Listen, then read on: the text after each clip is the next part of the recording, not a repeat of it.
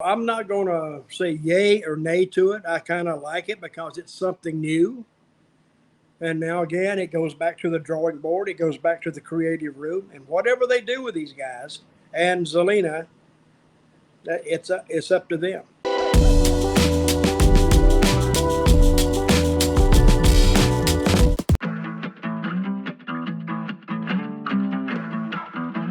All we can do is discuss it. We should discuss our usual show that we talk about, SmackDown, as well. We finish up the topics from WWE, because on SmackDown this past week, we didn't review the show, but it had a big return as well as a debut at the same time, Dutch, as Zelina Vega from Monday Night Raw, who's been out with injury for a couple of weeks now, returned. And she had a new look, new blonde look, and she is now aligned with Legado Del Fantasma from WWE NXT, called up Santos Escobar, Cruz del Toro, and Joaquin Wilde coming up to the main roster, taking out Hit Row. So what do you think about Zelina returning in this new faction with Legado del Fantasma? And do you think WWE, under this new regime with Triple H, can regain some of the momentum that Zelina had in her prior partnership with Andrade? Maybe. What's their name mean? The what? Phantasma? What's her name? Well, Santos Escobar comes from the Fantasma family. It's basically a very famous Mexican wrestling family. He's second generation. Yeah. So he used to be known as El Helio Fantasma. And he basically, when he took off the mask, he became Santos Escobar, but he named this group that he recruited Legado del Fantasma, basically legacy of Fantasma. Oh, Legado, okay. Again, the jury is out on that. I like the way they introduced them. You know who I thought the mask guys were at first? Lotharios. That was my first idea. I said, well, they made it, at least they made it look different. So I'm not going to say yay or nay to it. I kind of like it because it's something new.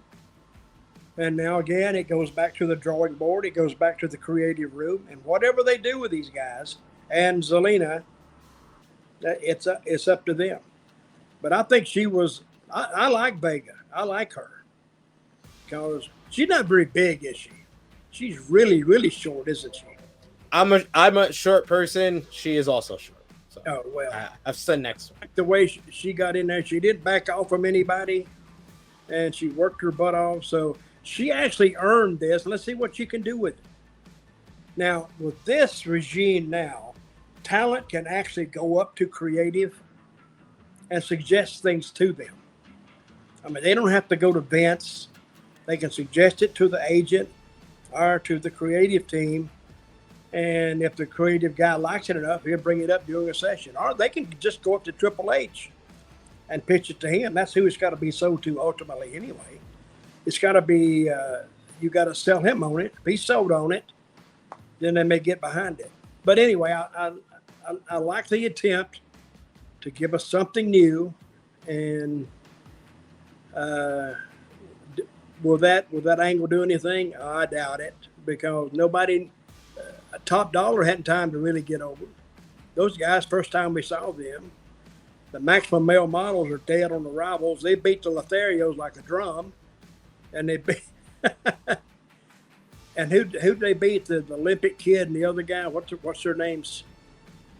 I think the only people who Hit Row have beaten since their return is like a couple of jobbers. A tag team they beat was, what's his name? He's the Olympic guy. Alpha. I don't think they beat Alpha Academy. They wrestled Alpha Academy. I think they were in like. They hadn't done anything with them, is what I'm saying. Yeah. So that tag team division needs some work. So maybe they can start here, and let's see where we go with it. Yeah, they're definitely using the Alpha Academy a lot, and they're getting over because of how much they're using and just how entertaining they both are, Otis and Chad Gable. But other than that, yeah, the tag team division definitely needs some work for sure.